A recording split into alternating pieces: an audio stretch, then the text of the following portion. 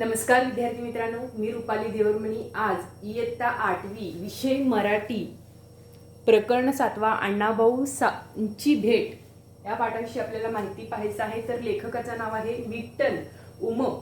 ह्या लेखकांविषयी आपल्याला सविस्तरपणे थोडंसं माहिती घ्यायचं आहे। विठ्ठल उमप यांचा कालावधी आहे 1931 ते 2010।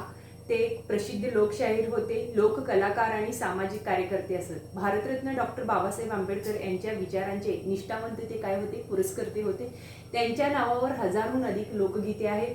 त्यांनी 10 चित्रपटांमध्येही काम केलेले आहे, म्हणजे पोवाडा, बहुरूपी, भारुड, भजन, गण, गवळण, कवने, लावणी, तुंबडी, बोबडी, धनगर गीते, नंदीबैल, वासुदेव, डोंबारी, पोतराजे, अस्सल मराठमोळे कलाप्रकार, तसेच कव्वाली आणि गजल गायन या लोककलेच्या सर्वच प्रकारात त्यांनी लीलया संचार केलेला आहे। म्हणजे त्याचे फू बाय फू हे आत्मचरित्र, अबक दुबक तिबक असे संसार, खंडोबाचं लगीन, जांभूळ, आख्यान, दार उघड बाया दार उघड या कलाकृती, उमाळा हा गजल संग्रह इत्यादी पुस्तके काय आहेत, प्रसिद्ध आहेत। 1983 साली आयर्लंड येथे झालेल्या आंतरराष्ट्रीय लोकनृत्य स्पर्धेत त्यांनी भारताचे प्रतिनिधित्व करून देशाला प्रथम क्रमांकाचे पारितोषिकही मिळवून दिले आहे। त्यांना 1996 साली महाराष्ट्र शासनाचा राज्य संस्कृती पुरस्कार तसेच 2001 साली दलित मित्र पुरस्कार या पुरस्काराने सन्मानित करण्यात आले आहे। प्रस्तुत पाठात शाहीर उमप यांनी प्रसिद्ध कथाकार, लोक कादंबरीकार, लोकशाहीर अण्णाभाऊ साठे यांचे व्यक्तिचित्र रेखाटलेले आहे। सुमारे 35 कादंबऱ्या, अनेक कथा, लोकनाट्य यासारखे विपुल लेखन करणारे अण्णाभाऊ साठे हे एक अत्यंत झंझावती व्यक्तिमत्व होतं। सुखवस्तू जीवन जगणे शक्य असूनही त्यांनी दीनदुबळ्याच्या जगातच कायम वास्तव्य केलेलं आहे आणि त्या जगाचे प्रखर वास्तव आपल्या साहित्यातून त्यांनी मांडलेलं आहे। त्यांच्या मनातील गोरगरिबांविषयीच्या व्यापक सहानुभूतीचा आणि उगवत्या कलाकारांना प्रोत्साहन देण्याच्या वृत्तीचा परिचय या पाठातून आपल्याला होतो। प्रस्तुत पाठ हा फू बाय फू या आत्मचरित्रातून घेतलेला आहे। तर आता आपण काय करणार आहोत, पाठाला सुरुवात करणार आहोत। बघा, माझे आकाशवाणीवरील कार्यक्रम फारच गाजत राहिले, ते अण्णाभाऊ साठेंनी बऱ्याचदा ऐकले। एकदा अण्णाभाऊ साठे यांनी मला चिराग नगरात येऊन भेटा असा भिकाजी तुपसौंदर या माझ्या मित्राकडे निरोप पाठवला। मला अत्यानंद झाला। एवढ्या मोठ्या माणसांना मला भेटायला बोलावलं म्हणजे काहीतरी शाहिरी कार्यक्रम असावा। दुसऱ्या सायंकाळी 4च्या सुमारास चिराग नगरीची खाचखळग्याची ओवडधोड वाट तुटवत अण्णाचं घर विचारत एका झोपड्यापाशी आलो। त्या झोपड्याच्या दारात वलानीला बाळावती सुकत घालत असलेल्या बाईला अण्णाभाऊ साठेचं घर कोणतं म्हणून विचारलं। ती म्हणाली, ही बघा डाव्या अंगानं असंच मोर जावा, तिथं चहावाल्याचं हाटील हाय। अगं त्याच्याच मोरल्या अंगाला विचारा, तिथंच जयवंताबाई राहतीये। मी म्हणालो, अहो ताई, मी अण्णाभाऊ साठेचं घर विचारतोय। ती म्हणाली, मग मी तेच की सांगती या, जयवंताबाई हाय ना, ती अण्णांची मालकीण हाय, जावा कडकडनं। चिराग नगरातली ही वाट सदानकदा चिफला पाण्यात लोळत पडली या, कडकडनच जावा। मी पुढे नेमका चहाच्या हॉटेलाजवळ गेलो। चहावाल्यांना विचारलं, अण्णाभाऊ साठेचं घर कोणतं? ओ 5वा झोपडा आहे ना, वहाच अण्णा रहता है। त्यानं दुरून घर दाखवलं। मी झोपड्याच्या दारात जाऊन पोहोचलो। दारातून अण्णाभाऊंना हाक मारली। 4.5 फूट उंचीची माझ्यासारखीच काळी सावळी मूर्ती घामेजलेली अंगानच बाहेर आली। अण्णाभाऊंना मी प्रथमच पाहत होतो। त्यांनी मला ओळखलं, तुम्ही विठ्ठल उमप शाहीर ना? मी होय म्हणालो। या असं म्हणून मला त्याच्या झोपडीत नेलं। अण्णांनी मला मोडक्या बाजावर बसायला सांगितलं। अण्णांनी आपलं मळकं गंजी फ्राक बनियन घातलं आणि आम्ही बाहेर आलो। मला अण्णाभाऊचं घर दाखवलं। त्या चहावाल्याच्या हॉटेलात अण्णांनी चहा दिला। तिथेच त्यांनी शाहीर तुम्ही केव्हापासून गाता वगैरे चौकशी केली। मी मोकळेपणाने पण लाजत सारं काही सांगून टाकलं। ऐकून त्याला खूप बरं वाटलं। आम्ही चहा घेतला। अण्णा म्हणाले, तुम्ही फार चांगलं गाता।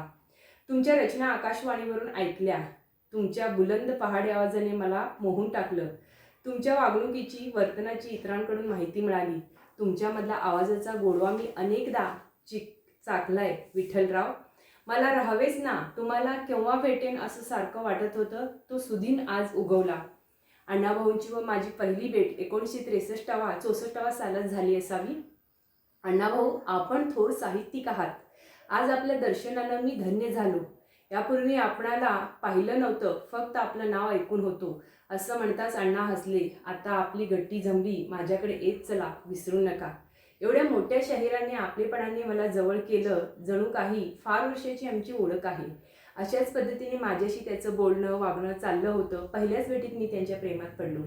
अण्णाचा निरोप घेऊन मी घरी आलो. तिसऱ्या दिवशी अण्णाच्या भेटीस गेलो असता मोडक्या टेबलावर तुटक्या खुर्चीत बसून एका दांडीला दागा बांधलेला तुटका चष्मा डोळ्याला लावून अण्णा लिहित होते.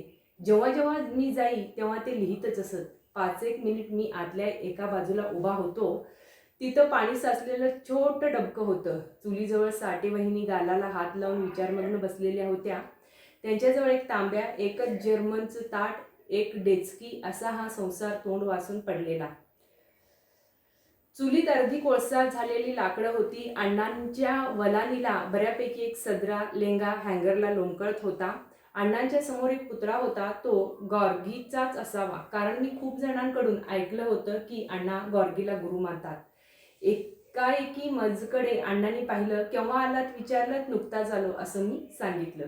म्हणजे मी चिराग नगरात गेलो नाही तर अण्णा प्रेमानं रागवत. अण्णांना माझ्याविना करमत नसे व मलाही गमत नसे. हळूहळू आमचा घरोबा वाढला. एकदा अण्णांना विचारून त्यांची वही चाळली. त्या 80 पानी वहीत कुठलंही वाक्य वा कुठलीही ओळ अण्णांनी खोडल्याचं मला दिसलं नाही. एकदा कुठले 2 प्रकाशक आले. त्यांनी अण्णांच्या 80 पानी 2 वह्या घेतल्या. माझ्या समक्ष एक ट्रान्झिस्टर अण्णाला देऊन, बरं अण्णा येतो असं म्हणत निघून गेले. अण्णांचं कथेचं मानधन केवढं? एक ट्रान्झिस्टर. मी विचार करतच राहिलो. कधी कधी अण्णाही माझ्या घरी येत. असेच एकदा माझ्या घरी अण्णा जेवायला आले होते. जेवण उरकल्यावर आम्ही गप्पा करत होतो. माझ्या पत्नीला म्हणाले, बाय, मी जर जगलो वाचलोच तर माझ्या विठ्ठलला मी रशियाला घेऊन जाईन. अण्णाचं बोलणं मध्येच थांबवून मी म्हणालो, अण्णा, मॉस्को शहरात आपल्या कादंबऱ्याचं तिथल्या भाषेत अनुवाद झालेत असं मी ऐकले. अण्णा होय म्हणाले. अण्णा, मॉस्कोमध्ये आपल्या कादंबरीचं अनुवादाचं अमाप असं मानधन तिथल्या बँकेत आहे असंही म्हणतात. तुम्ही ते मानधन काही करून मिळवा. अलिशान बंगला बांधा. त्यात डायनिंग टेबल, कोच, बेडरूम, पुस्तकाची कपाट, सगळं सगळं थाटामाटात करता येईल. आणि अण्णा, तुम्हाला लिहायला सुरेख टेबल, त्यावर टेबल लॅम्प, लिहायला उत्तम लेखण्या असा सरंजाम असल्यावर तुम्ही जे लिहिता त्याहूनही तुमचं लिखाण सरस होईल.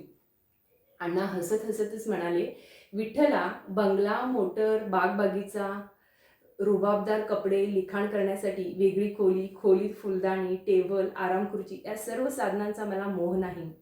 अरे, झोपड्यात दीनदलितांची दुःख मला अनुभवायला मिळतात. गोरगरिबांची पोटतिडकीची भाषा, त्याचं जीवनमान, तिथली वास्तवता मी झोपडीत राहूनच लिहू शकेन. बंगल्यात मला एक अक्षरही सुचणार नाही. बंगल्यात ओढून ताणून काल्पनिक लिखाण होईल. झोपडीत उपाशी पोट कशी जगतात. पावसाळ्यात झोपडं गळत तेव्हा त्या पाण्याखाली ठेचकी भगून परात कशी लावली जाते. थंडीच्या महिन्यात दीनदुबळ्यांना थंडीत कुडकुडत बसावं लागतं.